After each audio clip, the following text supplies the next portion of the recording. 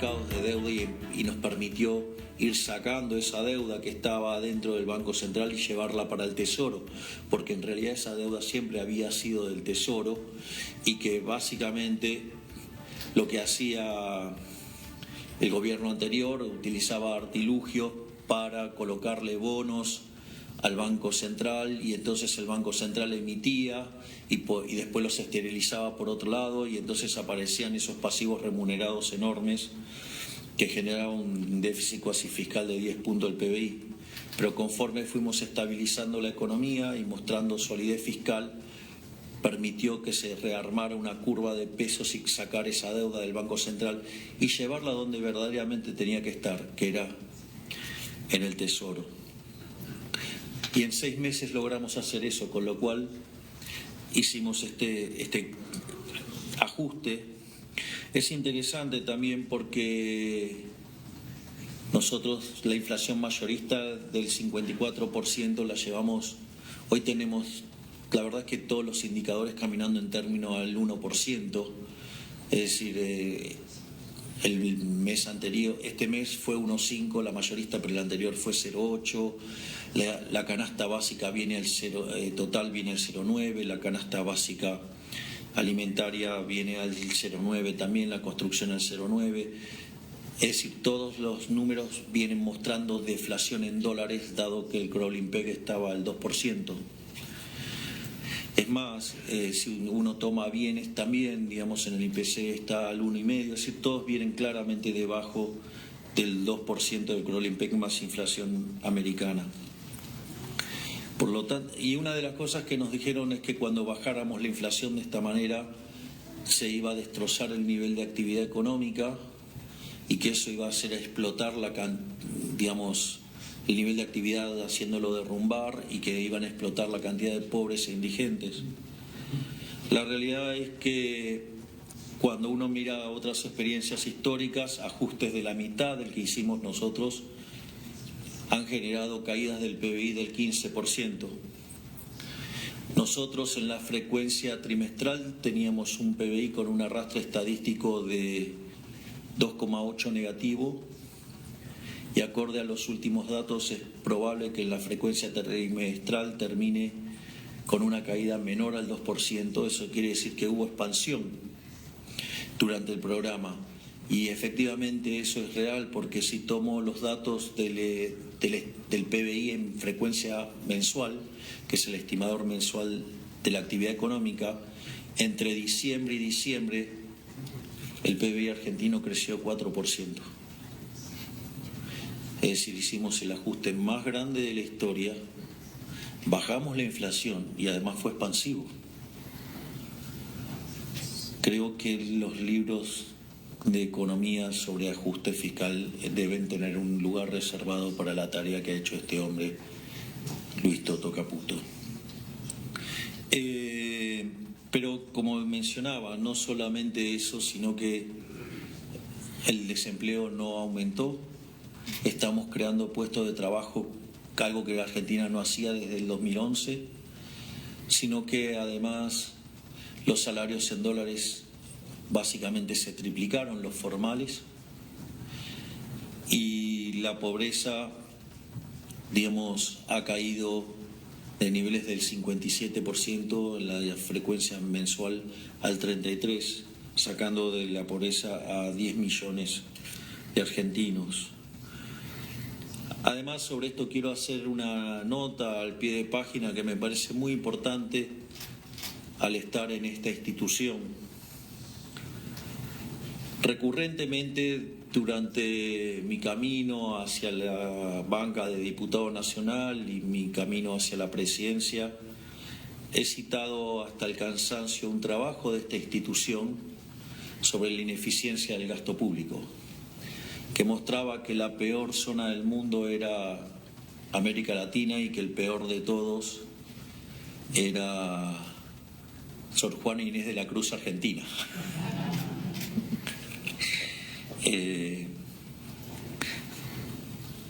Digo, esto debe ser un error, no suelo citar literatura, suelo citar óperas, pero bueno, hoy me equivoqué.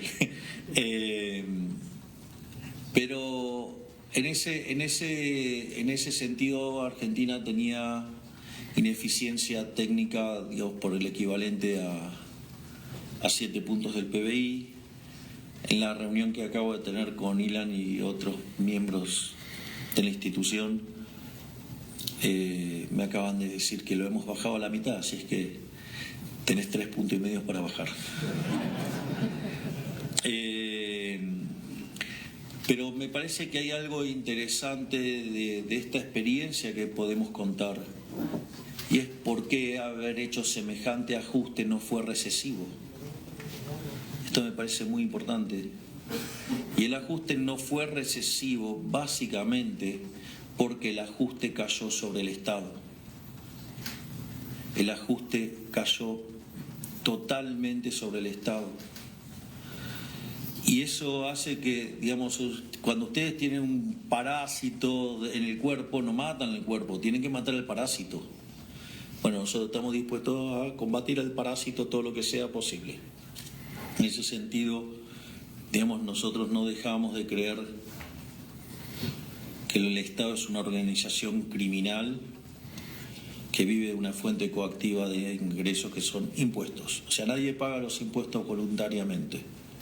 Por eso una de las cosas que nosotros sostenemos es que en la medida que probemos que el crecimiento es permanente, vamos a bajar impuestos.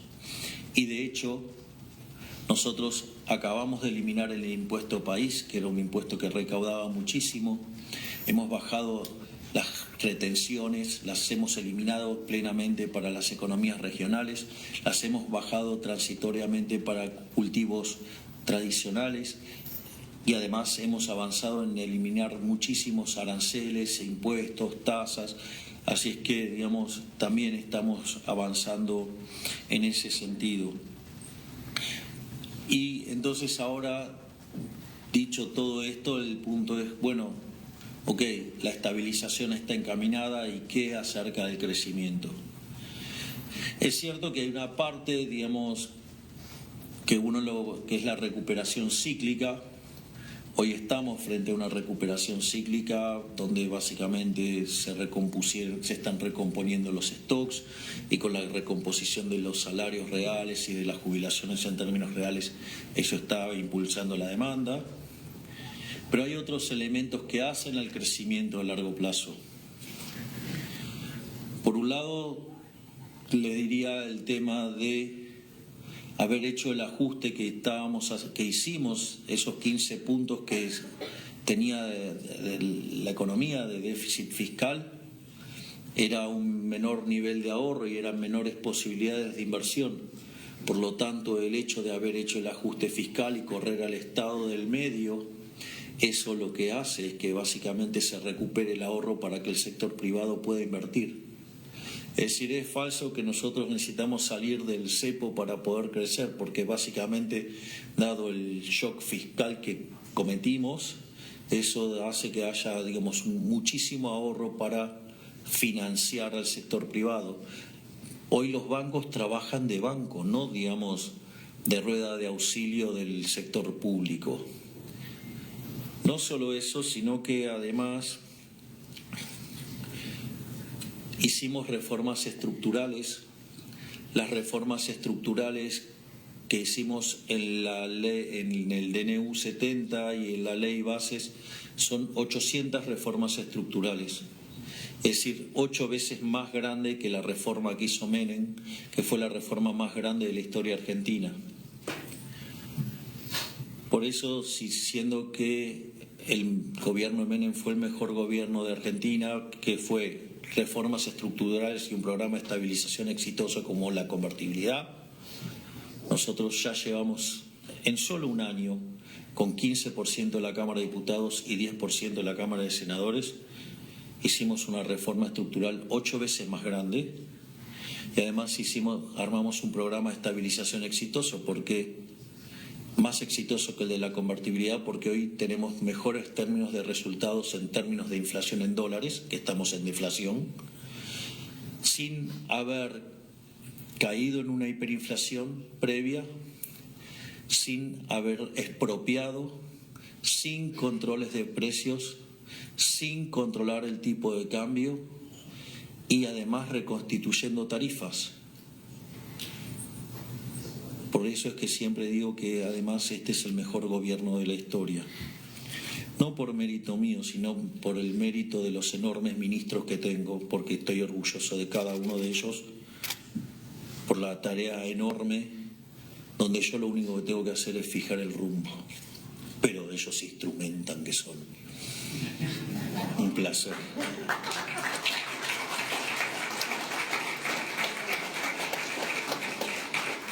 Dicho esto, pero todo no quedó ahí. A partir de mitad de año se incorporó en el equipo de manera explícita el doctor Federico Sturzenegger y creamos un ministerio de la desregulación. Y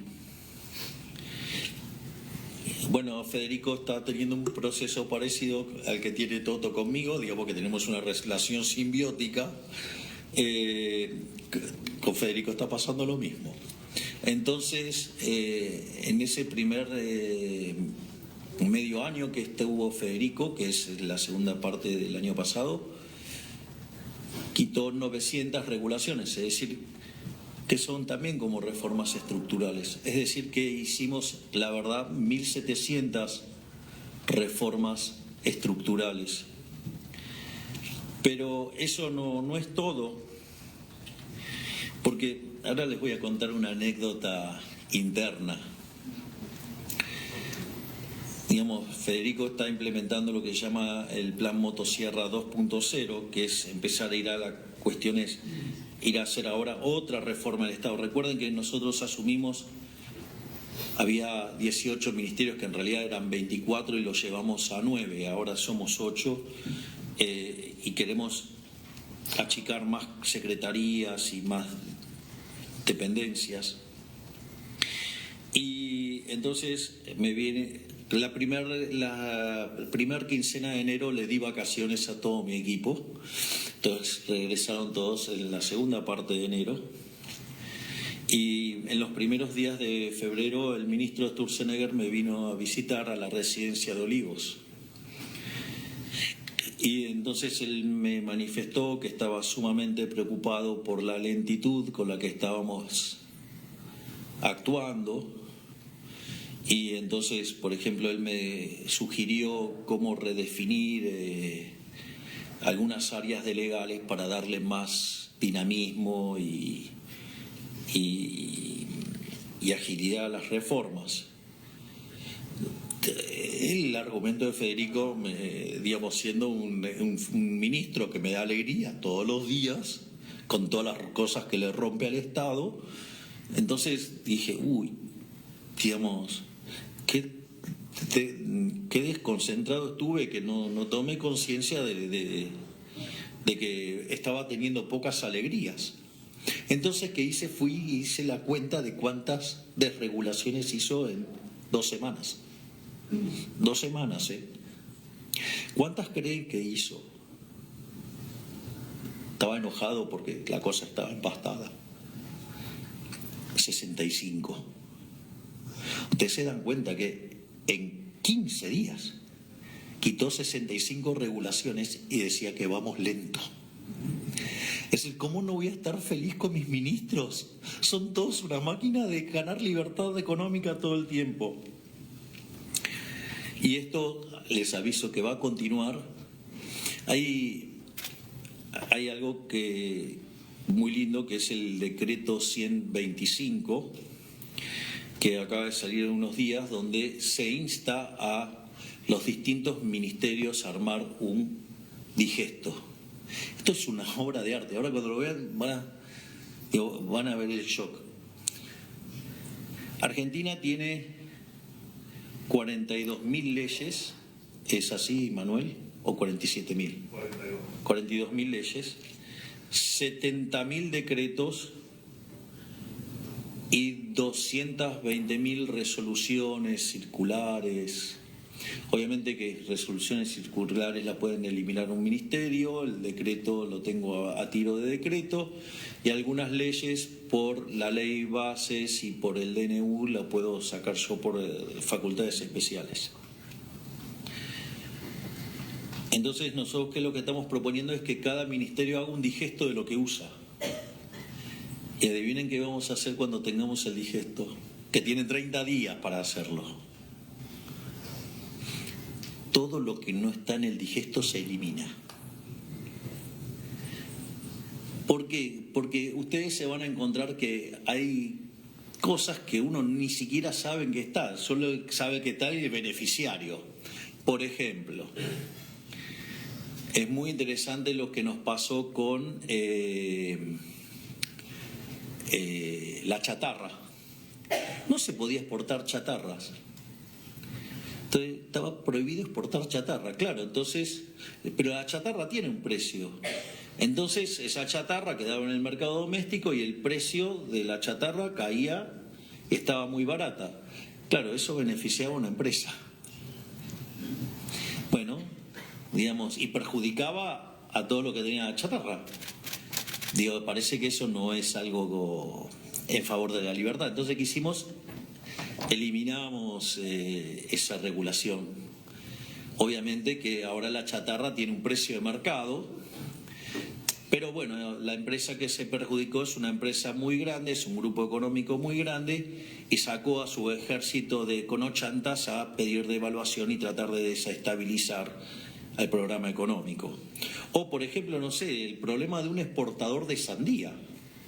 Quería exportar sandías, watermelon, o sea, por decir, digamos, o sea, porque no sé cómo se le dice en otros lugares. Sí, ya me extendí más, pido perdón. Pero me resulta divertido, me quedan 3 o 4 cosas y ya termino. Pero quería dar ejemplos divertidos. Juro que este es el último ejemplo que doy, termino con lo que tengo que terminar. Entonces, este señor quería exportar sandías a Paraguay y tenía un acuerdo con el empresario de Paraguay para exportar las sandías. Pero sucede que las regulaciones argentinas le decían cómo tenía que exportar las sandías y el empresario paraguayo no le servía de esa manera, le servía de otra manera. Entonces, ¿qué tenía que hacer este hombre? Tenía que hacerlas como le autorizaba Argentina, las subía en el barco, adentro del barco le cambiaba todo el formato para que lo adaptara como lo necesitaba el empresario paraguayo y así llegaba. Una ineficiencia total. Levantamos esa regulación y obviamente que algunos kiosquitos en el medio se cayeron y algunos se enojaron, pero digamos los productores de sandía están felices ahora. Y los paraguayos también, digo, porque ahora además la reciben más barata. No solo eso, seguimos avanzando en lo que tiene que ver con la reducción de impuestos y hay después dos temas más que quiero señalar. Uno es el tema cómo nosotros hemos cambiado el paradigma de la asistencia social en Argentina. Nosotros no tenemos, no sé, el ministerio de, no sé cómo se llamaba antes, digamos, pero todos esos nombres procurros, sí, por eso, bienestar social. Ay, se imaginarán cómo me suena, por eso no me salía el nombre. O sea, esas cosas están negadas en mi cerebro. Nosotros decidimos crear el Ministerio de Capital Humano.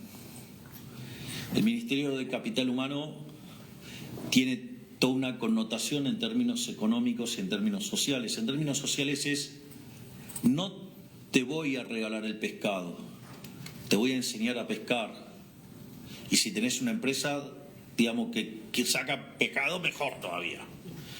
Digamos, y básicamente lo que hace es dar asistencia y cuidar, digamos, de aquellos menos favorecidos en la familia. Por eso hay un área de niñez y familia para dar contención cuando nacen.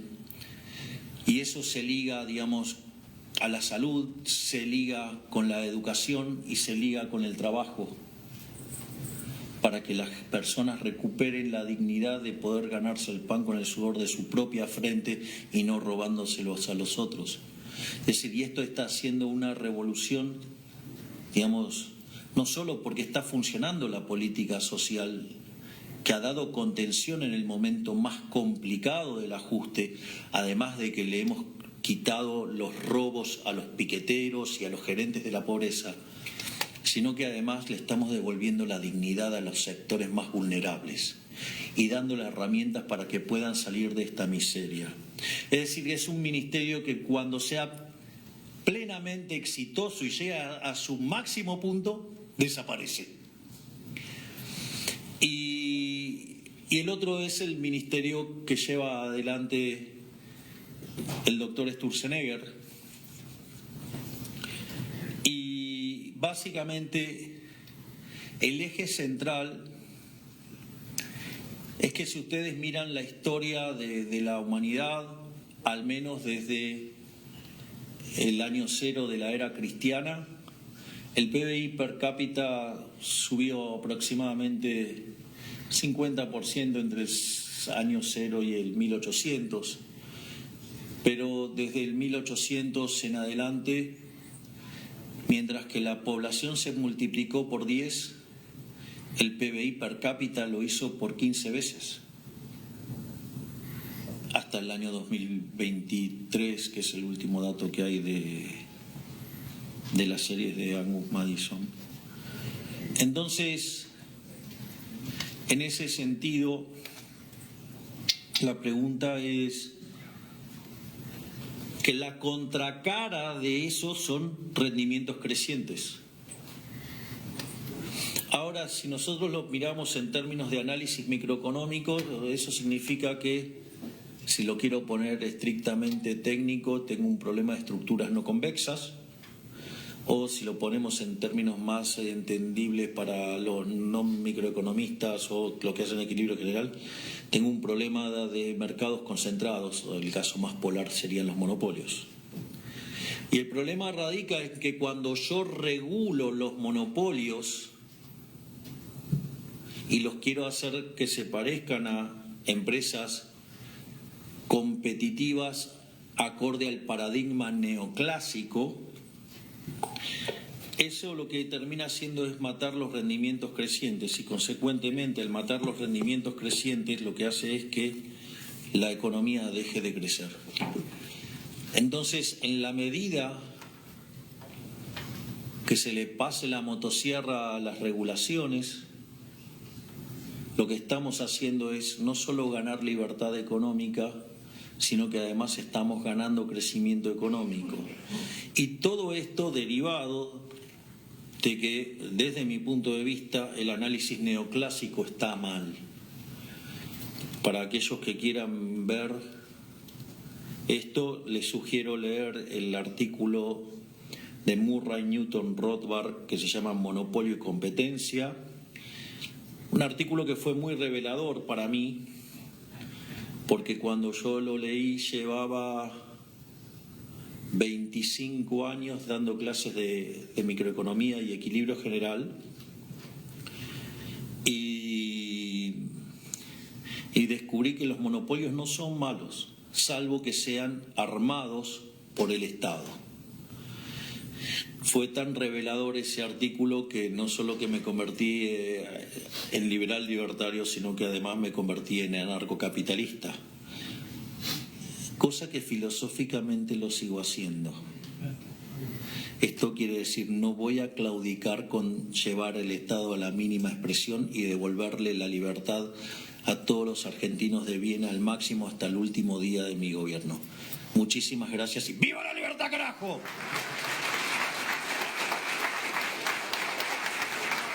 Estamos en vivo y en directo escuchando al presidente argentino Javier Milei en los Estados Unidos, en Washington, en el Banco Interamericano de Desarrollo, en esta gira que está haciendo por los Estados Unidos, donde acaba de hablar, de finalizar esta conferencia, esta disertación titulada El modelo económico argentino, donde una vez más presentó su plan económico en el Banco Interamericano de Desarrollo. Va a continuar por esta gira en los Estados Unidos. En un rato se va a estar reuniendo con el titular de la entidad, Jay Banga, y así después va a continuar esta gira por los Estados Unidos.